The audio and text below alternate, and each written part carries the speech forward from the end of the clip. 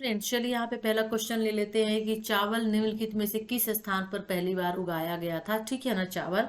तो देखिए इसका जो राइट आंसर है वो आपका हो जाएगा बिंद के उत्तर में। ठीक है, राइट आंसर बिंद के उत्तर में, यानी बिंद में उगाया गया था। और इसी तरह से नर्मदा घाटी में ना सबसे पहली बार शिकारी संग्रह करता थे, ठीक है, शिकार करने वाले। और सिंधु घाटी जो है वो आरंभिक शहर के लिए, और गारो पहाड़ी जो है कृषि का विकास। यदि क्वेश्चन कृषि के विकास से आता है पहली बार कहाँ, तो गारो पहाड़ी। आरंभिक शहर जो था पहली बार कहाँ, तो सिंधु घाटी। और सबसे पहले शिकारी संग्रह करता जो था नर्मदा घाटी में। ठीक है ना, तो फर्स्ट का राइट आंसर बिंद का उत्तर हो जाएगा। ओके। पाषाण काल के निम्नलिखित काल में से किसने सबसे पहले जानवरों के वर्चस्व को देखा। यानी पाषाण काल में किसने सबसे पहले जानवरों को देखा, ठीक है, वर्चस्व को। यहाँ पे काल आपको बताना है, तो राइट आंसर इसका हो जाएगा मेसोलिथिक युग। ठीक है, क्या हो जाएगा, मेसोलिथिक युग। ये 9000 ईसा पूर्व से 4000 ईसा पूर्व तक जो है गिना जाता है इसको। और ये पूरा पाषाण और नवपाषाण युग के बीच का काल कहलाता है, संक्रमण कालीन चरण था। ठीक है ना। और मेसो जो लिथिक युग होता है वो पुरुष अब भी शिकार पर काफी हद तक निर्भर थे, लेकिन अब वे कुत्ते, भेड़, बकरी, गाय, बैल, जंगली घोड़ा आदि जानवरों का भी शिकार करना शुरू कर दिए थे। ठीक है ना। यहाँ पे एक चीज और दिख रही थी कि मध्य प्रदेश के आदमगढ़ और राजस्थान के बागोर से जानवरों के शिकार का सबसे पहला सबूत मिला। तो जानवरों के शिकार का पहला सबूत कहाँ मिला था, तो मध्य प्रदेश के आदमगढ़ में मिला था। ठीक है, और वो मेसोलिथिक स्थल है, इसलिए यहाँ पर राइट आंसर क्या हो जाएगा, 4 हो जाएगा, मेसोलिथिक। ठीक है, ओके। चलिए अगला क्वेश्चन देख ले। यहाँ पे थोड़ी सी इंफॉर्मेशन दिए हैं। पूरा पाषाण का काल क्या कहलाता है, ये सबसे प्राचीन पाषाण काल होता है। तो यदि क्वेश्चन आता है कि सबसे प्राचीन जो काल है वो कौन सा है, तो पूरा पाषाण काल हो जाएगा। और टाइम की बात करते हैं तो 2.6 मिलियन। ठीक है ना। इस युग में जो औजार थे वो क्या थे, तो पत्थर के औजार थे। ठीक है। और मनुष्य छोटे बैंड में एक साथ सामूहिकृत होता था, यानी एक साथ वो जानवरों का शिकार करना, मछली पकड़ना, ये सभी किया करते थे। ठीक है। पूरा पाषाण काल जो है मानव इतिहास में सबसे लंबा होता था। ठीक है, सबसे लंबा काल माना जाता है। और आय को निचले, ठीक है ना, पैलियोलिथिक, मध्य पैलियोलिथिक या ऊपरी पैलियोलिथिक में विभाजित किया जा सकता है। तो ये थोड़ी सी हमने इंपॉर्टेंट चीज आपके लिए लेके आई, थोड़ा आप एक नजर से देख लीजिएगा। ठीक है, ओके। चलिए अब हम नेक्स्ट क्वेश्चन ले लेते हैं कि यहाँ पे ये बताना है, विचार व्यक्त करना है कि फसल चक्र के ज्ञान के साथ खेती और पशुपालन, अनाज तटबंधों और किलेबंदी जैसी अनाज संरचना की खुदाई, तांबे के उपयोग से चिन्हित। 3 ऑप्शन यहाँ पे दिए हैं। ये जो उपरोक्त विशेषताएं हैं किस उम्र का प्रतिनिधित्व करती है, किस युग में देखने को मिलती है, ये बताना है। फसल चक्र के ज्ञान के साथ खेती और पशुपालन, ठीक है, अनाज तटबंधों और किलेबंदी जैसी संरचना, खुदाई, और साथ में तांबे के उपयोग, तो किस युग में देखने को मिलते हैं। अब देखिए लास्ट वाले ऑप्शन में जाइएगा, तांबे के उपयोग। तो तांबे का उपयोग सीधी सी बात है किस युग में किया गया, ताम्रपाषाण में, तभी तो उसका नाम ताम्रपाषाण चला। तो इसलिए आप थोड़ा सा यहाँ पर माइंड का भी यूज कर सकते हैं, क्वेश्चन को अच्छे से पढ़ते हुए आंसर पा सकते हैं। ठीक है, ओके। तो ये जो विशेषताएं थी वो ताम्रपाषाण युग की थी। ठीक है, और विशेषताएं हैं, शैशव काल के लोग सिंचाई और कटाई के बारे में जानते थे, इसको शैशव काल के नाम से भी जाना जाता है। एक उन्नत का, शैशव यानी आरंभिक अवस्था कहलाती थी ये विकास की। ठीक है, मिट्टी के चूल्हे के साथ मिट्टी के घर गोलाकार आयताकार पैटर्न में बने होते थे। तो जो क्वेश्चन आता है कि मिट्टी के घर गोलाकार आयताकार पैटर्न किस काल में बने होते थे, तो ताम्रपाषाण युग होगा। ठीक है, काले और लाल बर्तन द्वारा इनकी विशेषता होती थी। तो काले और लाल बर्तन किस काल में बनाए जाते थे, अपनाए जाते थे, किस काल की विशेषता है, तो ताम्रपाषाण की। इसीलिए मैं कुछ और चीजें भी लेके आई हूँ ताकि आप पढ़ें और जानें। अगला क्वेश्चन ले लें। निम्नलिखित में से किस स्थान ने भारतीय उपमहाद्वीप में कृषि का सबसे पहला प्रमाण दिया। कृषि का सबसे पहला प्रमाण किसने दिया था, तो देखिए मेहरगढ़ जो है इसका राइट आंसर हो जाएगा। ठीक है, यह नवपाषाण युग का स्थल है जो पाकिस्तान के बलूचिस्तान के कच्चे मैदानों पर आज भी स्थित है। ठीक है ना, ओके। अगला क्वेश्चन ले लेते हैं। भीमबेटका गुफाएं अपने डैश के लिए प्रसिद्ध है, यानी भीमबेटका गुफाएं अपने किस चीज के लिए प्रसिद्ध है ये, तो भीमबेटका में क्या है, भीमबेटका में रॉक पेंटिंग है। ठीक है ना, तो रॉक पेंटिंग के लिए भीमबेटका प्रसिद्ध है। तो यह मध्य प्रदेश में स्थित है और इसे विश्व धरोहर स्थल भी घोषित किया गया है। ठीक है, भीमबेटका गुफा की खोज 1958 में BS वाकड़कर द्वारा की गई थी। तो याद रखिएगा, महाभारत के एक पात्र के नाम भीम बेटका से भीमबेटका लिया गया।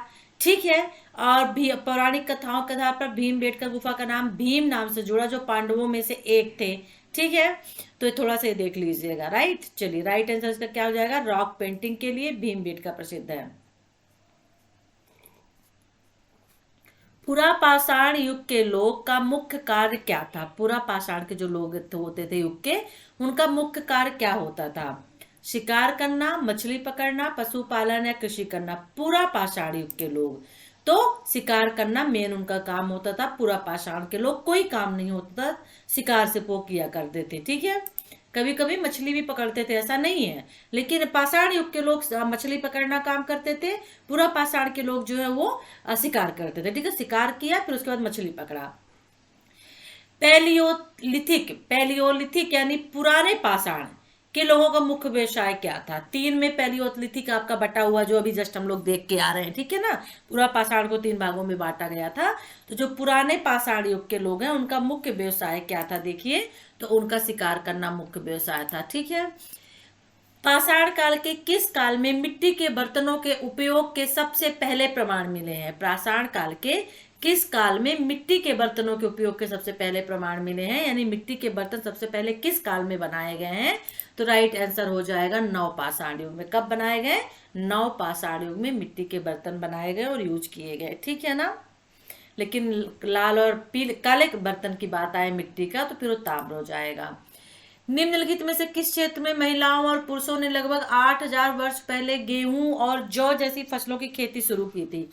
यानी जौ और गेहूं की खेती सबसे पहले किस काल में शुरू की गई थी, किस युग में शुरू की गई थी, आपको ये बताना है। ठीक है, तो इसका जो राइट आंसर हो जाएगा वो हो जाएगा आपका सुलेमान और किरथर पहाड़ियां। ठीक है, जहां पर जौ और गेहूं की जो खेती की गई थी। राइट, निम्नलिखित में से किस धातु का सर्वप्रथम प्रयोग मनुष्य ने पृथ्वी पर किया था? यानी पृथ्वी पर किस धातु का सर्वप्रथम प्रयोग किया गया, और उस धातु के नाम पर ही उस युग का नाम भी पड़ा था। ठीक है, बहुत ही आसान आंसर है, तो तांबा, ताम्र युग। ठीक है,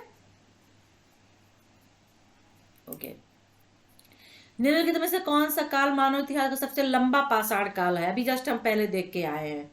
ठीक है, सबसे लंबा पाषाण काल कहलाता है। तो देखिए, पाषाण काल ही सबसे लंबा पाषाण कहलाता है, इसे पूरा पाषाण काल भी कहा जाता है। ठीक है, निम्नलिखित स्थलों में से कौन सा मेसोथोलिक काल में जानवरों के प्रभुत्व का साक्ष्य प्रदान करता है? यानी कौन से ऐसे स्थल है जहां पे मेसोथोलिक काल में जानवर के साक्ष्य पाए गए थे, या जानवर के साक्ष्य किस काल में पाए गए, क्वेश्चन पूछेगा तो मेसोथोलिक होगा। अब यहाँ पे काल दे दिया है तो आपको वो जगह बताना है, स्थल बताना है। तो बागोर में पाए गए थे। ठीक है, जानवरों के साक्ष्य मेसोथोलिक काल में। निम्नलिखित में से कौन सा पुरातत्व स्थल पाषाण काल का है? कौन सा पुरातत्व स्थल पाषाण काल का है? ठीक है, अब नीचे कूट का प्रयोग दिया गया है। यहाँ पे हुंसगियो, इनाम गांव, मेहरगढ़, चिरांदो, भीमबेटका, कूट यहाँ पे दिए गए, इनको देख लेते हैं। 1 2 3 1 2 3 5 1 2 5 1 5, यानी जो ये ऑप्शन है, इन ऑप्शन में से आपको बताना है। ठीक है ना, तो इसका राइट आंसर हो जाएगा 4, यानी कि 1 और 5। तो 1 और 5 का मतलब क्या हुआ? हुंसगियो और भीमबेटका जो है वो पुरातात्विक स्थल पूरा पाषाण काल के हैं। ठीक है, राइट, ओके। अगला क्वेश्चन देख लेते हैं। भारत में उच्च पुरा पाषाण स्थानों में से कौन सा उस राज्य के साथ गलत तरीके से मेल खाता है जिसमें वह स्थित है? यानी उच्च पुरा पाषाण का एक स्थान दिया है, ये चारों स्थान है, भीमबेटका, बेतम छेरला और इमाम गांव सिंहभूम। अब राज्य जो है वो गलत दिया हुआ है, तो हमें पता है भीमबेटका मध्य प्रदेश में है, तो ये तो सही है यहाँ पर। और जो राज्य है वो क्या सही होंगे कि नहीं होंगे, तो ये थोड़ा सा इसका आंसर देख लेते हैं। तो राइट आंसर होगा सिंहभूम, हिमाचल प्रदेश में। ठीक है, तो ये जो है ये गलत दिया हुआ है यहाँ पर। ठीक है, ओके। अगला क्वेश्चन, निम्नलिखित में से कौन सा शब्द बड़े पत्थर और उसके साथ बने स्मारकों से संबंधित है?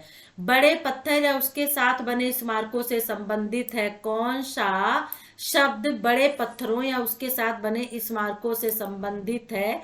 तो महापाषाण काल। ठीक है, नवपाषाण कालीन लोग मोती बनाने के लिए किस पत्थर का उपयोग करते थे? वेरी वेरी इंपॉर्टेंट क्वेश्चन हो सकता है कि नवपाषाण कालीन लोग मोती बनाने के लिए किस पत्थर का उपयोग करते थे?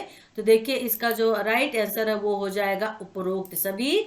मतलब यहाँ पर लापिस लाजुली और कार्नेलियन, बेंडेड एगेड, यानी इन सभी का उपयोग मोती बनाने के लिए करते थे। ठीक है। मध्य प्रदेश के निम्नलिखित में से किस जिले में पुरातत्व स्थल आदमगढ़ पाया जाता था? वेरी वेरी इंपॉर्टेंट क्वेश्चन आपका हो सकता है, आदमगढ़ के बारे में जरूर पढ़ लीजिएगा, होशंगाबाद में। ठीक है ना। ओके, यहाँ पे सुमेलित कर लेते हैं, सूची दिए गए हैं, यहाँ पे सही हमें आंसर इसका खोजना होगा। ठीक है, राइट। ओके, जैसे सूची 1 में ताम्र पाषाण दिया है संस्कृत स्थल, और सूची 2 में ताम्र पाषाण संस्कृत के स्थलों की नदियां दिया है। स्थल अहर, कायथा, ठीक है, स्वाल्दा, मालवा। अब नदी दी हुई है, तो इनमें से सही कौन सा? अहर मतलब अहर जो स्थल है वो क्या वहां ताप्ती नदी बहती है, या कायथा जो पहले था तो क्या वहां नर्मदा बहती थी? तो ताम्र पाषाण संस्कृत के स्थल और नदी दिए हुए हैं, तो आपको इसको मिलाना है। तो इसका राइट आंसर हो जाएगा 2, यानी कि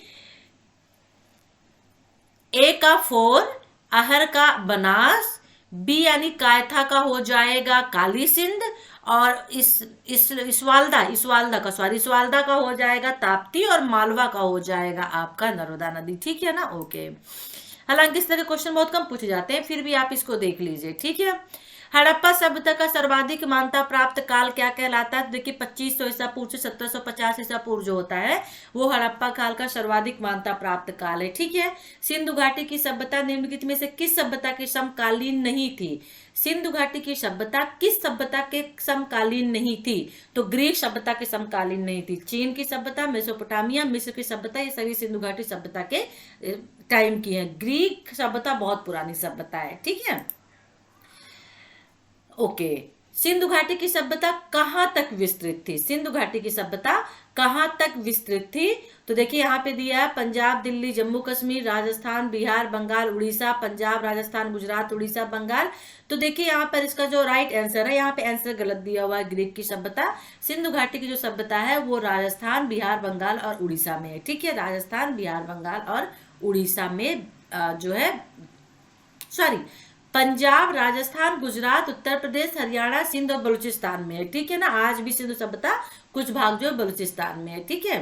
सिंधु घाटी की सभ्यता में घोड़े के अवशेष कहाँ मिलते हैं? ठीक है, सुरकोटदा, यानी पहला ऑप्शन सही होगा। अगला क्वेश्चन ले लेते हैं कि हड़प्पा सभ्यता के निवासी थे। तो हड़प्पा सभ्यता के निवासी शहरी थे, क्योंकि वहीं से हमें शहर के बारे में पता चला, उनके जिस तरह से मकान वगैरह सब बनाए जाते थे, है ना, तो शहरी निवासी थे। सिंधु सभ्यता के घर किससे बनाए जाते थे? तो सिंधु सभ्यता के जो घर है किससे बनाए गए थे? तो ईंट से बनाए गए थे। ठीक है ना, किससे बनाए गए थे? ईंट से बनाए गए थे। ओके, अगला क्वेश्चन, हड़प्पा वासी किस वस्तु के उत्पादन में सर्वप्रथम थे? यानी किस वस्तु के उत्पादन में वो अग्रणी थे, किस वस्तु का उत्पादन ज्यादा वो करते थे? तो कपास के उत्पादन में। ठीक है। निम्नलिखित विद्वानों में से हड़प्पा सभ्यता का सर्वप्रथम खोजकर्ता कौन थे? हड़प्पा सभ्यता की खोज किसने की थी? दयाराम साहनी ने की थी। वेरी वेरी इंपॉर्टेंट क्वेश्चन आपके लिए बन जाता है। ठीक है ना, किसने की थी? दयाराम साहनी ने। ओके, सिंधु सभ्यता का पत्तन नगर यानी बंदरगाह कौन सा था? कालीबंगन, लोथल, रोपड़, मोहनजोदड़ो। तो देखिए जो सिंधु सभ्यता का पत्तन नगर यानी बंदरगाह जो है वो लोथल था। ठीक है, क्या कौन सा था? लोथल था। पैमाने की खोज ने यह सिद्ध कर दिया कि सिंधु घाटी के लोग माप और तौल से परिचित थे। यह खोज कहाँ पर हुई थी? यानी सिंधु घाटी के टाइम में भी माप और तौल का काम किया जाता था। तो यह जगह आपको बताना है किस जगह पे हुई थी। तो लोथल पे हुई थी। ठीक है, क्योंकि वहां पे बंदरगाह था, थोड़ा सा माइंड में दिमाग में रख लीजिएगा, इसलिए बंदरगाह होने की वजह से वहां पे माप और तौल का काम किया जाता था। राइट। ओके, अगला क्वेश्चन, हड़प्पा कालीन समाज किन वर्गों में विभक्त था? हड़प्पा कालीन समाज किन वर्गों में विभक्त था? तो देखिए वो श्रमिक, व्यापारी, विद्यमान और योद्धा में। श्रमिक भी होते थे, व्यापारी भी बिजनेस भी करते थे, इसीलिए वहां पे बंदरगाह बना था। और विद्यमान यानी विद्यमान जिसे बोलते हैं, और योद्धा यानी कि बुद्धिमान जिसे बोलते हैं। ठीक है, बुद्धिमान। ओके, इन वर्गों में विभक्त था। सिंधु सभ्यता का सर्वाधिक उपयुक्त नाम क्या है? सिंधु सभ्यता को सबसे ज्यादा किस नाम से जाना जाता है? तो हड़प्पा सभ्यता के नाम से जाना जाता है सिंधु सभ्यता को। वेरी वेरी इंपॉर्टेंट क्वेश्चन आपका ये बन सकता है। ठीक है ना। ओके, अगला क्वेश्चन ले ले, सब हड़प्पा सभ्यता की खोज किस वर्ष में हुई थी? हड़प्पा सभ्यता की खोज किस वर्ष में हुई थी आपको बताना है। तो 1921 में दयाराम साहनी ने हड़प्पा सभ्यता की खोज की थी। किसने? दयाराम साहनी, याद रखिएगा। हड़प्पा सभ्यता के बारे में कौन सी युक्ति सही है? कौन सी युक्ति सही है? उन्हें अश्वमेध की जानकारी थी, गाय उनके लिए पवित्र थी, उन्होंने पशुपति का सम्मान करना आरंभ किया, उनकी संस्कृति समानता स्थिर नहीं थी तो उन्होंने पशुपति का सम्मान करना आरंभ कर दिया था, ठीक है ना। तो हड़प्पा सभ्यता के बारे में युक्ति सही है कि उन्होंने पशुपति का सम्मान करना आरंभ कर दिया था। हड़प्पा के लोगों की सामाजिक पद्धति थी, हड़प्पा के लोगों की सामाजिक पद्धति क्या थी? तो राइट आंसर होगा उचित समतावादी, ठीक है ना। क्या थी? उचित समतावादी हड़प्पा के लोगों की सामाजिक पद्धति थी। अगला क्वेश्चन, सिंधु का नखलिस्तान यानी बाघ हड़प्पा सभ्यता के किस पुरा स्थल को कहा जाता है? नखलिस्तान या बाघ, ठीक है, नखलिस्तान या बाघ जिसे कहते हैं, हड़प्पा सभ्यता के किस पुरा स्थल को कहा जाता है? तो मोहनजोदड़ो को कहा जाता है। किसे कहा जाता है? मोहनजोदड़ो को कहा जाता है। फ्रेंड्स, ये थे आज के हमारे इंपॉर्टेंट एमसीक्यू जो आपके एग्जाम में आने की पॉसिबिलिटी ज्यादा है। और ताम्रयुग, पाषाण युग, कांस्य युग जरूर पढ़ लीजिएगा, हड़प्पा सभ्यता, क्योंकि इससे बहुत सारे क्वेश्चन पूछे जाते हैं और ऑलरेडी वीडियो इसके बहुत सारे डले हुए हैं। तो प्ले लिस्ट में जाके वॉच कर लीजिएगा। वीडियो को लाइक कर दीजिए, शेयर कर दीजिए, जितने भी ग्रुप है जहां जहां भी है, ठीक है। चैनल को सब्सक्राइब नहीं किया है तो सब्सक्राइब कर लीजिए। नेक्स्ट वीडियो न्यू इन्फॉर्मेशन के साथ हम आपसे फिर मिलेंगे। Take care, bye.